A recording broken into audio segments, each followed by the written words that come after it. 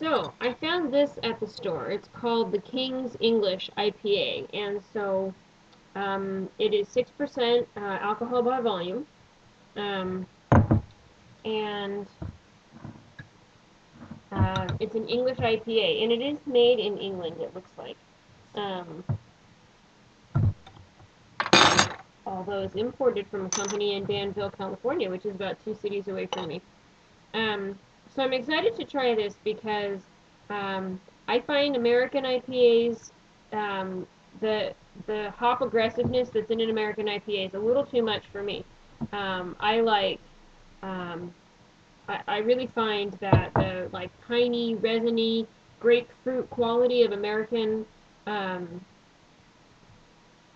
hops is just not my favorite.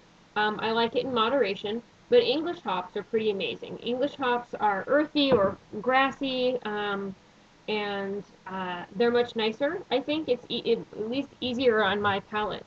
Um, so we'll see if this rings true.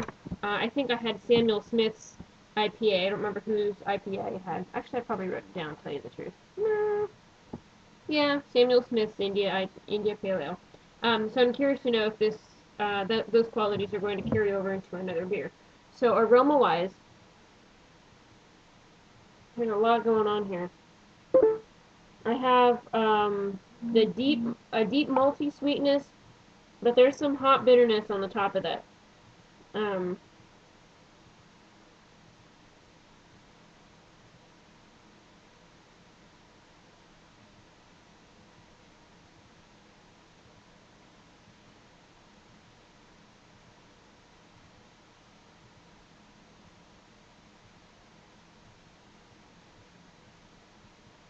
yeah, okay.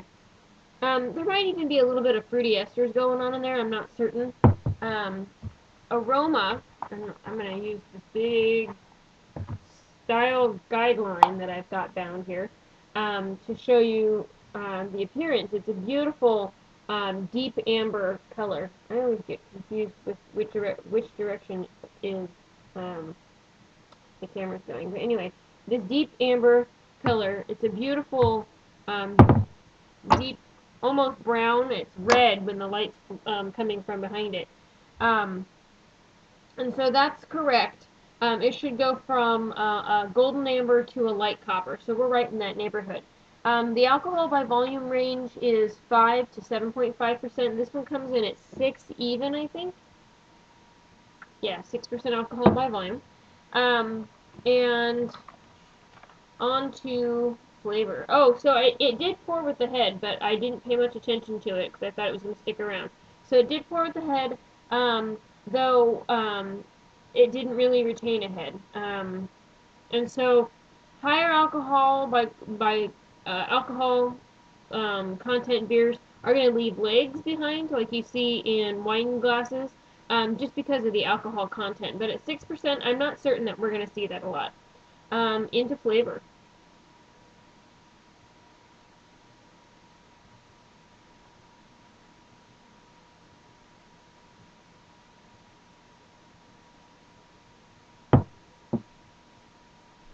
Wow. Um, there is a just big, deep, multi-complexity going on there. Um, and a lot of sweetness, toasty, roasty sweetness.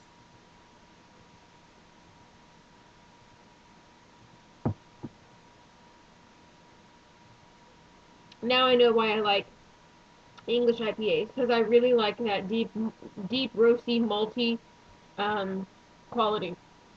So there's a couple of different phases in this beer.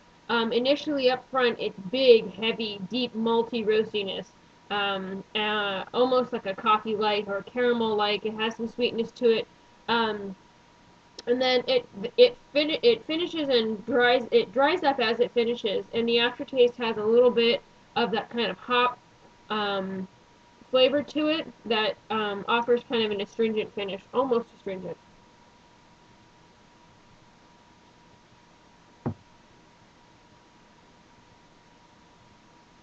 So that kind of dryness is what we're looking for.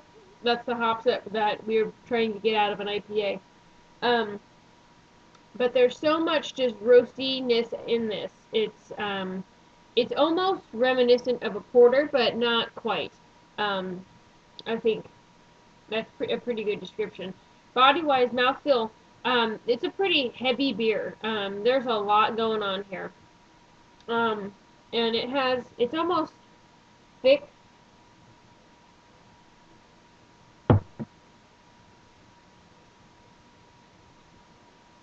Yeah, it almost has a thickness to it.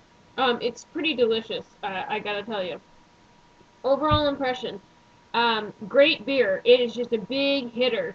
I found this at Trader Joe's tonight, and I gotta tell you, I'm impressed by it. I don't think I've ever seen it there before, so I don't know if it's readily available. Um, this is really great.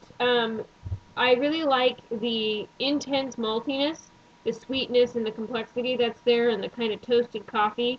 And then I like how it dries and finishes with a little bit of a bitter astringency, but just a little bit.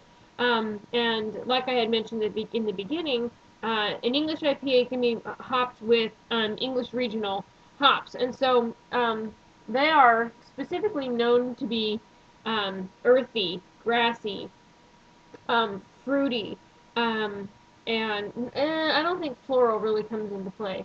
Um, anyway, amazing. So, history of these brewed to high gravity and hopping level in England for export to the Baltic states and Russia. Said to be popular with the Russian. Oh, excuse me, I'm reading the wrong one. I was reading Imperial, Russian Imperial. Um, we don't want that. I'm in the wrong category altogether. Holy moly, I changed the pages on myself. I'm not sure how I managed that. Well, anyway, I won't dig through it. I've done other IPA videos before, so I'm sure that you get the history. That the hopping was usually done so that way it would condition a little bit better for a long travel into India. Um, during the time when they were sending beers to India. And there's somebody tried to debunk that myth, but every time I check facts on it, like in the BJCP guidelines, it says extra hopped to withstand travel to India. So there you go. I don't know why they keep saying that it's a myth. Nonetheless, awesome beer. If you get the chance to try it, I definitely recommend it. English IPAs, amazing. Can't wait to get mine out of the fermenter now. Thanks for watching.